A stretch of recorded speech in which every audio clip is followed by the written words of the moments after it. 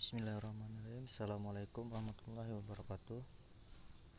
Nama Muharbi Maulana, NIM 190105010539, lokal C 2019. Di sini saya mengambil judul pengaruh kualitas produk Islamic branding and word of mouth terhadap kepuasan konsumen dengan keputusan pembelian sebagai variabel intervening.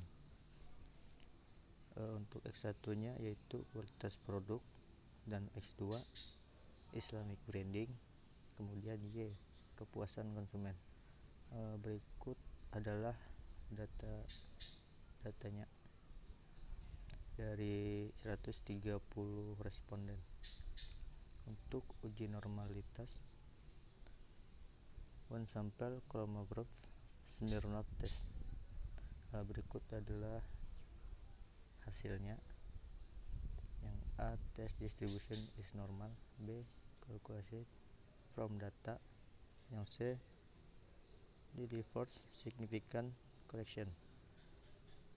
Dari hasil uji tersebut dapat diperoleh informasi pada kolom sebesar 0,475, yaitu data tersebut memiliki nilai signifikasi lebih besar dari nilai A sama dengan 0,00, yakni 0,475 lebih besar daripada 0,00.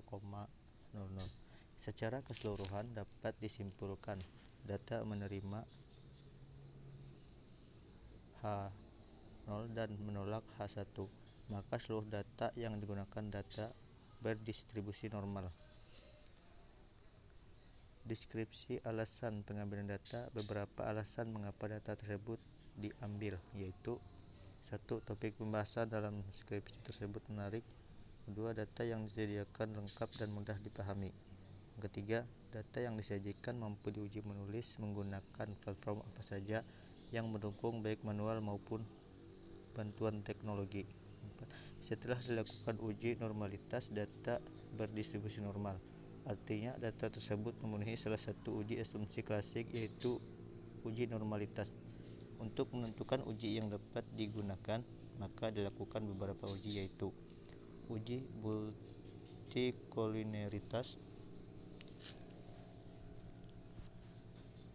deteksi multikolinialitas. Di sini penulis menggunakan metode PIF dan tolerance dengan ketentuan multikolinialitas tidak akan terjadi apabila nilai PIF lebih kecil dari 10 dan nilai toleransi lebih dari 0,1 atau mendekati 1. Berikut hasil uji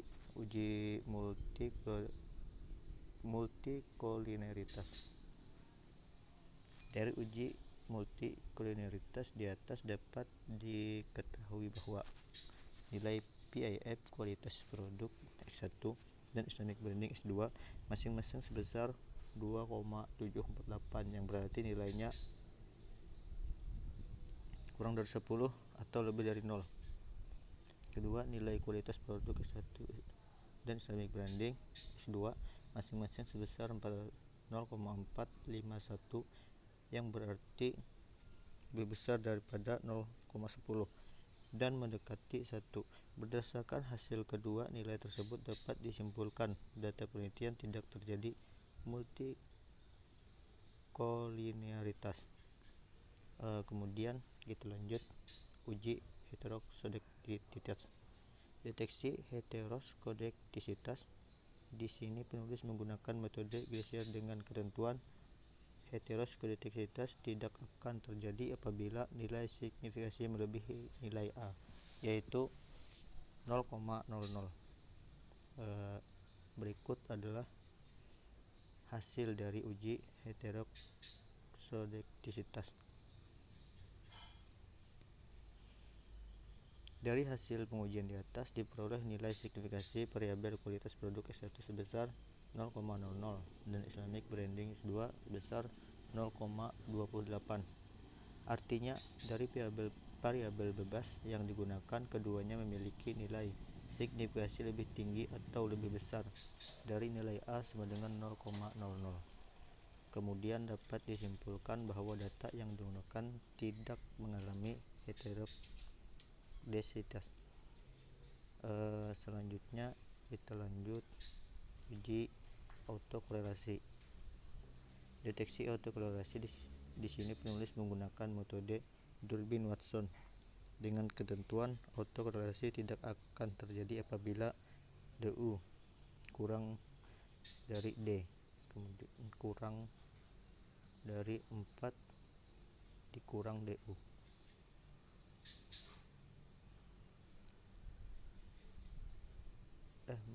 Terjadi apabila DU lebih kecil daripada D, lebih kecil daripada 4 dikurang DU.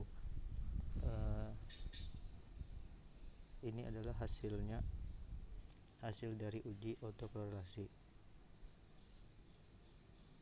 N sama dengan 130, D sama dengan 2,013, DL sama dengan 2,229, DU sama dengan 0,721, 4 kurang DU sama dengan 4 kurang 229 sama dengan 2,225. Dari hasil penentuan nilai tabel Durbin-Watson STB di atas dan dibandingkan dengan nilai D pada hasil uji atau D dikurang tabel, kemudian dilakukan pengujian hipotesis di mana nilai dari data penelitian ini adalah 0,721 lebih kecil daripada 2,013 lebih kecil dari 2,225. artinya DU, maka H0 diterima dan H2 ditolak, yang artinya tidak terjadi autokorelasi pada data penelitian ini.